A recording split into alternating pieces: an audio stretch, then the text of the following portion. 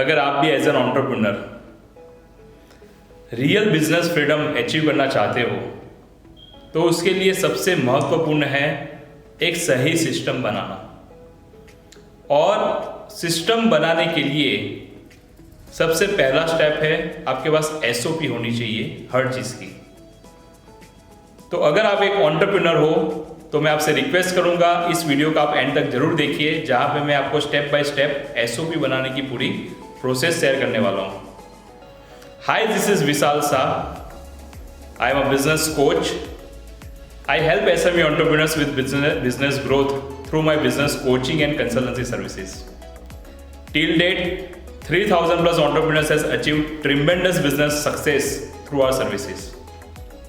I am a founder and CEO of Business School.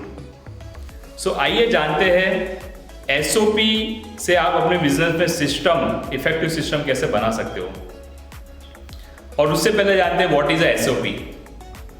SOP means standard operating procedure. किसी भी काम को करने का एक स्टैंडर्ड तरीका।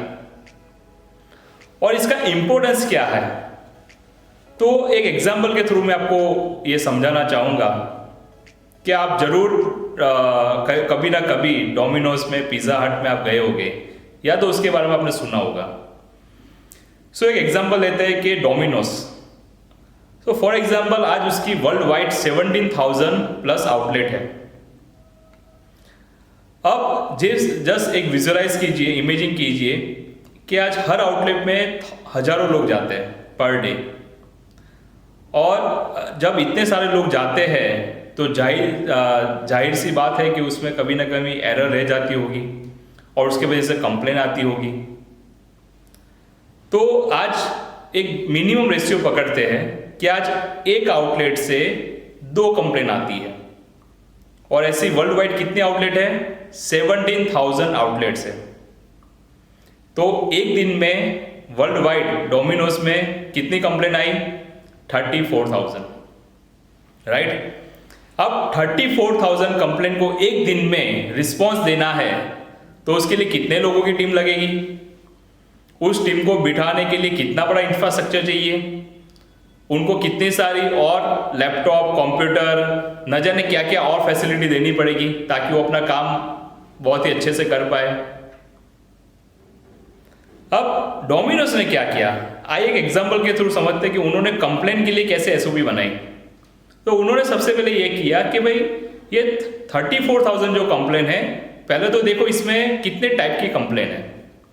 तो सारा रिसर्च करने के बाद एक चीज पता चली कि इसमें सिर्फ मेजोरिटी 5 टाइप की कंप्लेन है। सो उस कंप्लेन को उन्होंने कैसे सॉल्व किया मैं आपके साथ शेयर करता हूं। सबसे पहले जनरली एक कंप्लेन आती है कि भाई रॉन्ग डिलीवरी, मैंने कुछ और पिज़्ज़ा मांगा था और मेरे पास कुछ और पिज़्ज़ा आ गया। तो उस केस में आपको क्या करना है? स्टेप नंबर 1, वो जो रॉन्ग पिज़्ज़ा है उसको रिप्लेस करके इमीडिएटली नया पिज़्ज़ा दो जो उन्होंने एक्चुअल में ऑर्डर किया था, और उस पिज़्ज़ा पे उनको डिस्काउंट दो, number 1। Number 2, sorry card issue करो कि सॉरी, वी आर सॉरी कि ये गलती हुई। नंबर 3, उनको एक 100 रुपये का या 200 रुपये का वाउचर दो ताकि कस्टमर जब भी नेक्स्ट टाइम हमारे स्टोर पे आएगा तो उस वाउचर को रिडीम करवा पाएगा। नंबर 4, उनके पास एक फीडबैक फॉर्म भरवा लो और ये इंश्योर करो कि वो अभी सेटिस्फाई है और उनकी कंप्लेन रिजॉल्व हो चुकी है। कंप्लेन नंबर 2 कि मैंने जो पिज़्ज़ा मांगा था वो मेरे पास आते आते ठंडा हो गया, अब क्या करेंगे? So step number 1, sorry card issue करो। स्टेप नंबर 2, नया पिज़्ज़ा इमीडिएट अवेलेबल कराओ। स्टेप नंबर 3, 250 रुपये का वाउचर दो ताकि नेक्स्ट टाइम वो जब आए तब उसको रिडीम करवा पाए। स्टेप नंबर 4, उनसे एक फीडबैक फॉर्म भरवा लो। उसके बाद पिज़्ज़ा लेट पहुंचा, डिलीवरी लेट हुई, राइट, तो उसकी एक एसओपी। सेम तरीके से स्टाफ का मिसबिहेवियर, उसकी एक एसओपी स्टेप बाय स्टेप। या कई बार ये होता है कि हाइजीन नहीं है, जो स्टोर में हम है रेस्टोरेंट में, वहाँ पे हाइजीन नहीं है, तो हर चीज़ की नॉर्मली कहीं ना कहीं ये 4-5 तरह की ही कंप्लेन उनके पास आती थी, जो नंबर्स में 34,000 लगती थी, बट कहने के लिए सिर्फ 5 थी। और उसको सॉल्व करने का एकदम आसान 5-4-5-6 स्टेप का तरीका, जो कोई भी नया स्टाफ जब आता है उसको उस पर ट्रेन किया जाता है और वो विद इन 5 मिनट्स उस कंप्लेंट को सॉल्व कर देता है। आप सोचो, एक नॉर्मल सिस्टम बनाने से उनका कितना बड़े स्टाफ का इन्वेस्टमेंट बच गया, उसके पीछे जो बाकी का इंफ्रास्ट्रक्चर कॉस्ट था या ना जाने क्या क्या। और कस्टमर को फिर भी ऐसा लगता था कि भाई आज मैंने कंप्लेंट की है, 2 दिन 3 दिन 4 दिन, न जाने कब उनका प्रॉपर मेरा सॉल्यूशन आएगा।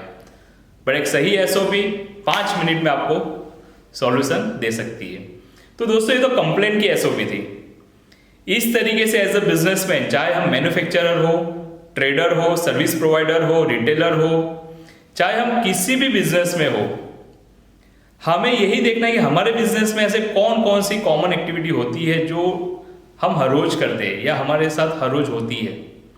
चाहे वो परचेस की सिस्टम हो, सेल्स की सिस्टम हो, कस्टमर को मिलने की सिस्टम हो, कस्टमर सर्विस देने की सिस्टम हो, इन्वेंटरी मैनेजमेंट की सिस्टम हो, या चाहे कोई भी सिस्टम हो। सबसे पहले हमें क्या करना चाहिए कि उसके सारे स्टेप हमें एक जगह लिख देना चाहिए कि इसमें कितने स्टेप में प्रोसेस होती है। स्टेप नंबर 1 क्या है, स्टेप नंबर 2 क्या है, स्टेप नंबर 3 क्या है, और सारे स्टेप आप लिखो।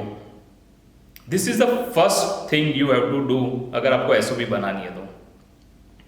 सेकेंड स्टेप, वो जितने भी स्टेप लिखे हैं वो कौन करेगा, रिस्पॉन्सिबल पर्सन का नाम लिखो आप कि ये रिस्पॉन्सिबल पर्सन है इस काम के लिए।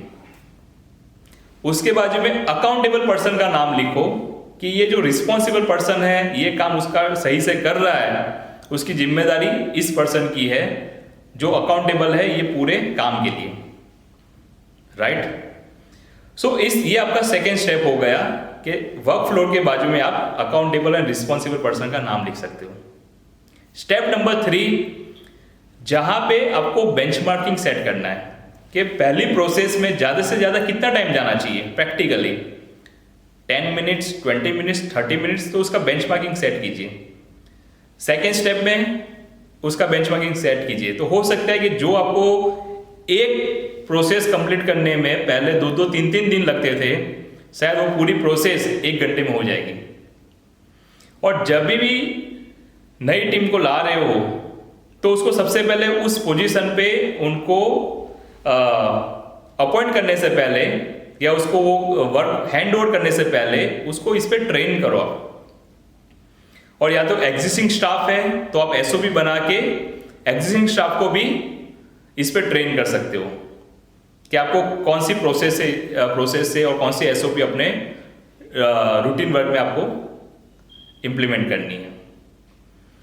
आशा रखता हूं दोस्तों कि ये जो मैंने एसओपी के बारे में आपको जो बताया है तो वो आपको आपके तक सही से पहुंचा होगा और आपको इसमें से एक सही लर्निंग मिली होगी। और मेरे लिए रिवॉर्ड यही होगा कि आप लोग अपने अपने बिजनेस में इस एसओपी को आप बनाओ, उसको इंप्लीमेंट करो और उसके रिजल्ट मेरे साथ जरूर शेयर कीजिए। इनफैक्ट अगर बनाते समय अगर आपको कोई चैलेंजेस या प्रॉब्लम आ रही है तो भी आप मेरे साथ कमेंट बॉक्स में जरूर शेयर कीजिए, तो मैं जल्द से जल्द उस पर आपको सॉल्यूशन देने की कोशिश करूंगा। So thank you very much मेरे को सुनने के लिए। और आज हम एक ट्रेनिंग प्रोग्राम चलाते हैं जिसका नाम है शिखर। पिछले 6-7 साल से चलाते हैं। अब तक 250 से ज़्यादा एंटरप्रेन्योर्स इस प्रोसेस से पास हो चुके हैं। और आज ऑपरेशनल एक्सीलेंसी करके एक सेशन है जिसमें एसओपी के बारे में अभी डिस्कशन चल रहा है। तो आइए मैं थोड़ा आपको लाइव सेशन भी दिखाना चाहता हूं कि किस तरीके से आज के सेशन में ट्रेनर आप ही के जैसे बिजनेसमैन को, आप ही के जैसे जो स्मॉल मीडियम ऑर्गेनाइजेशन है वैसे बिजनेसमैन को यहाँ पे ट्रेनिंग दी जा रही है। So let's see. Operation management होता है प्रोसेस स्टैंडर्डाइजेशन।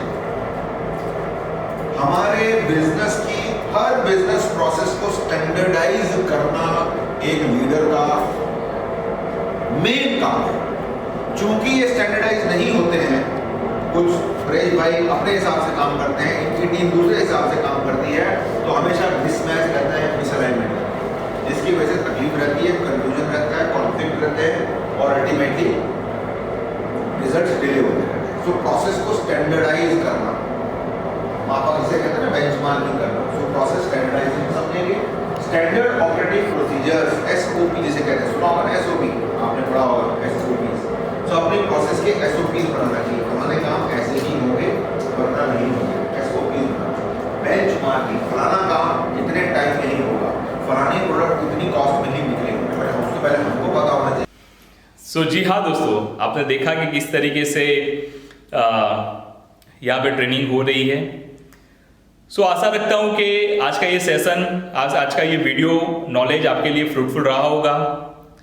और एज अ बिजनेस कोच मैं इस तरीके के कांस्टेंट ऐसे कॉन्सेप्ट मैं आपके साथ शेयर करता रहूँगा कि जो एज अ बिजनेसमैन जिसको आप तुरंत इम्प्लीमेंट कर पाओ अपने बिजनेस में। और आप चाहते हो कि लगातार मेरा ये नॉलेज आपके साथ मैं पहुंचाता रहूं, तो मेरी एक रिक्वेस्ट है कि सबसे पहले इस वीडियो को आप लाइक कीजिए और मेरी जो यूट्यूब चैनल है उसको आप सब्सक्राइब कीजिए। और आपके जैसा कोई बिजनेसमैन हो जिसको इस नॉलेज से बेनिफिट हो सकता है, तो इसको आप जरूर शेयर कीजिए।